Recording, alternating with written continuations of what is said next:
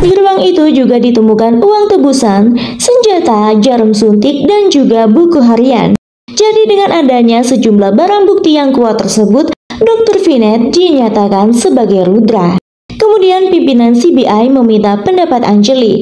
Lalu Anjali pun menyimpulkan seseorang meniru metode pembunuhan yang telah dilakukan Rudra.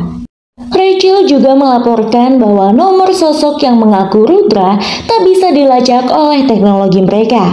Namun Anjali bertekad untuk bisa segera menemukannya. Kemudian scene berganti di Chennai, di mana saat itu nampak beberapa pemuda tengah menenggak minuman.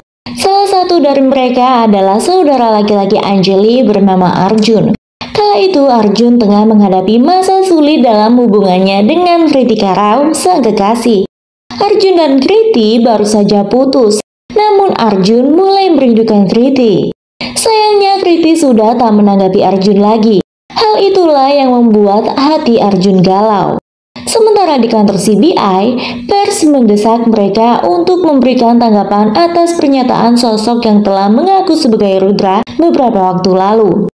Kemudian pimpinan CBI menanggapi awak media bahwa sesuai etika CBI, penyidik tak boleh berbicara kepada media. Ia juga menegaskan bahwa Rudra telah tewas dan pembunuh saat ini bukanlah Rudra 5 tahun yang lalu. Namun tiba-tiba seluruh orang yang hadir di ruangan tersebut menerima broadcast yang menanggapi pernyataan pimpinan CBI. Nomor tak dikenal itu mengirim pesan berisi, "Salah, akulah Rudra." Hal itu membuat salah satu pers bertanya-tanya tentang penculikan yang akan dilakukan oleh sosok yang mengaku Rudra seperti yang telah disampaikannya secara live. Dan Narayan menanggapi bahwa tidak akan ada penculikan hari ini. Karena kota berstatus siaga, keamanan telah diperketat dan ditingkatkan. Namun seolah turut mengikuti jalannya pers, sosok yang mengaku Rudra kembali mengirim broadcast menanggapi pernyataan Narayan. Ia mengirim pesan berisi, "Malam ini pukul 11, terkait penculikan yang akan dilakukan."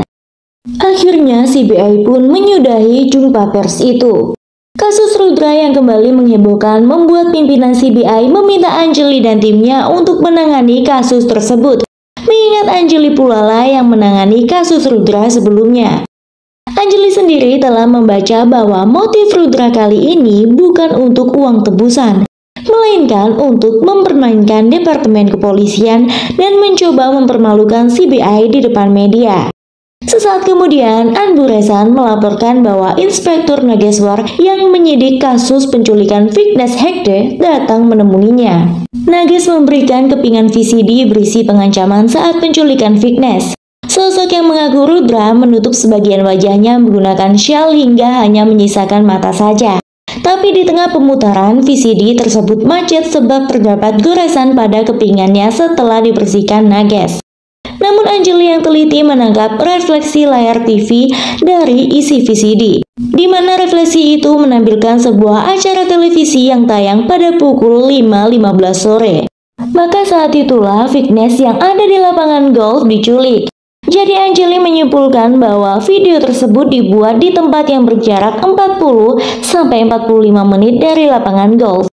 Menimbang kemacetan lalu lintas utama di jalur tersebut, Anjali kembali menyimpulkan bahwa saat itu Vignesh berada di antara 5 hingga 7 km dari tempat penculikan.